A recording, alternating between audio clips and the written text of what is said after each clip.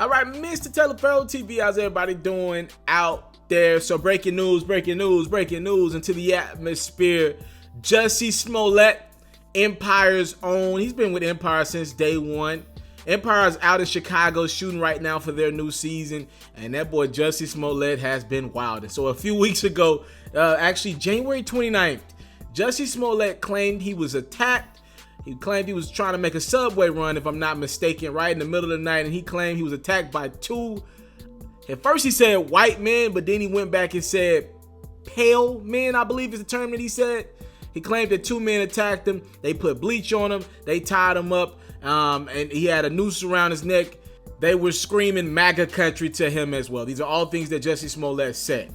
Now, that story became one of America's biggest headlines. Obviously, you got a man claiming that he was attacked by other men that were repping Make America Great Again, which is Donald Trump's slogan. You also got Jussie Smollett being a black man, obviously a minority, a black gay man, which makes him an even more minority. So you can see why there are so many different keywords that triggers with people, right? And that sends this story immediately to the forefront of American headlines. So Jussie Smollett for about a week or so became one of America's darlings. Now, the more details that came out about this story, the sketchier it got. I don't think anything sounds sketchier than the fact that reportedly Jussie Smollett told police that he kept the noose around his neck, that rope around his neck, for 42 minutes after the attack.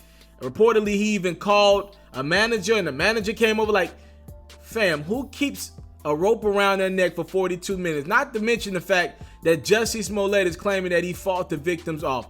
Now, this story hit the fan when police brought in two guys, two Nigerian men that go by the names of Ola and Abel Asudara. Please pardon me if I got that wrong, but these two men were, they found out that these two men were on camera, and they said, yo, we got the two guys, Jussie, that might have attacked you. Then Jussie all of a sudden stopped working with police. It just got really, really sketchy, and now we're finding out that this might have just been this contrived plan that Jussie Smollett was in on from the beginning, all right?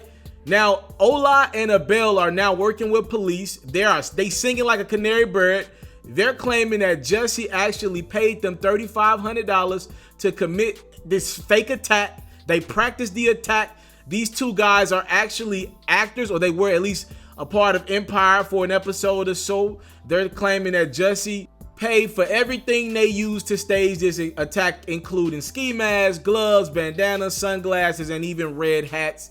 And they say multiple phone calls were made between them and Jussie, even leading up to the attack. Jussie knew where surveillance cameras would be at. He knew where they wouldn't be at, right?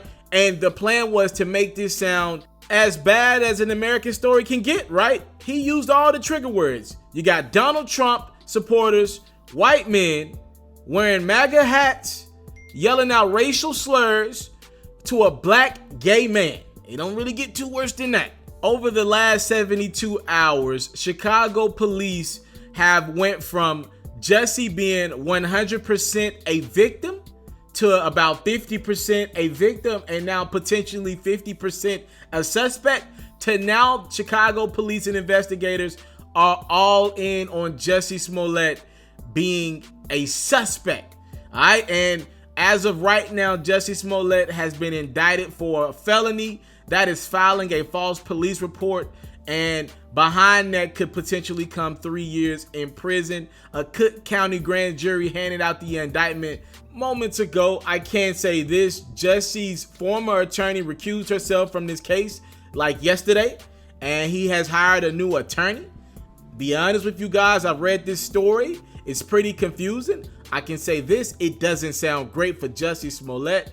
One reason why this becomes a federal investigation is because Jussie claimed he got hate mail from someone, right? And the FBI questioned Ola and Abel about this hate mail, right? When you involve mail, that makes this federal. This is a federal issue, and allegedly Jussie Smollett knows where this mail came from, maybe even himself, or maybe he made the guys do it or paid the guys to send mail.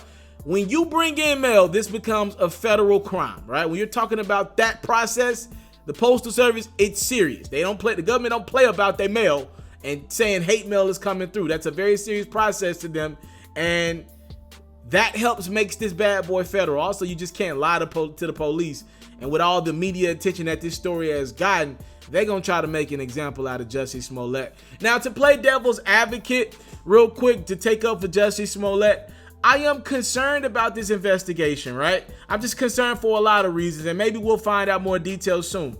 These two brothers, pretty much, they've told the police everything they know, according to multiple sources, right? My question is, what evidence do the police have to indict Jussie Smollett? Like, if the guy is claiming I've been attacked by two men, and the two men went down to the police station or have agreed to work with the police, and they say, look, this is what happened.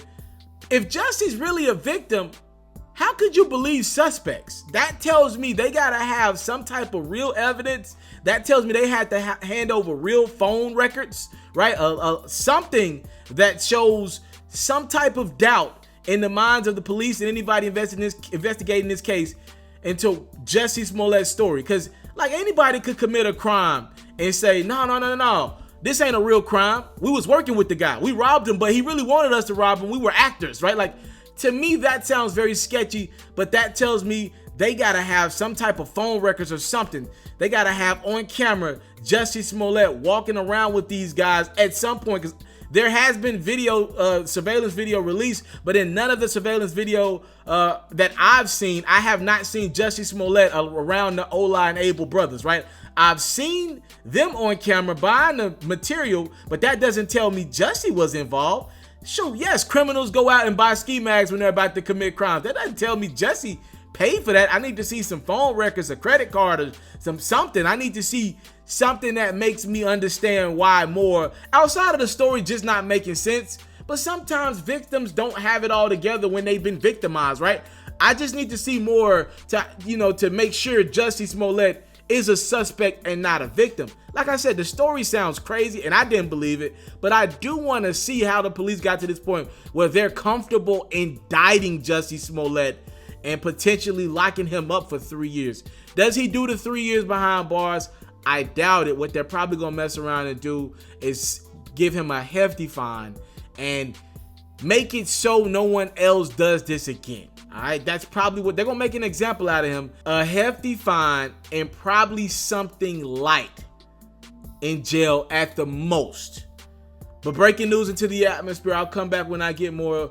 Jussie Smollett has been indicted and he faces 3 years for filing a false police report.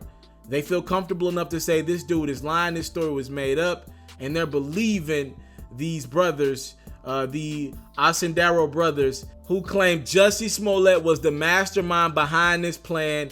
That Jussie knew that these two Nigerian brothers were leaving the country later on that day, and Jussie paid these guys $3,500 to take out this very, very poorly thought out plan. Thank y'all so much for the time, love, and support. I do not take it for granted. Salute. I'm out. I came from nothing, but I want everything God has for me. I interview celebrities. I talk sports. I still represent the culture. I got the kids that you are now tuned in. Yeah, we locked in right now, Mr. Taliaferro. Mr. Taliaferro. Mr. Taliaferro. Mr. Taliaferro. Shout out to Mr. Taliaferro. You're watching Mr. Taliaferro TV. Mr. Taliaferro TV. Here with the triple B's, you can't do nothing but win.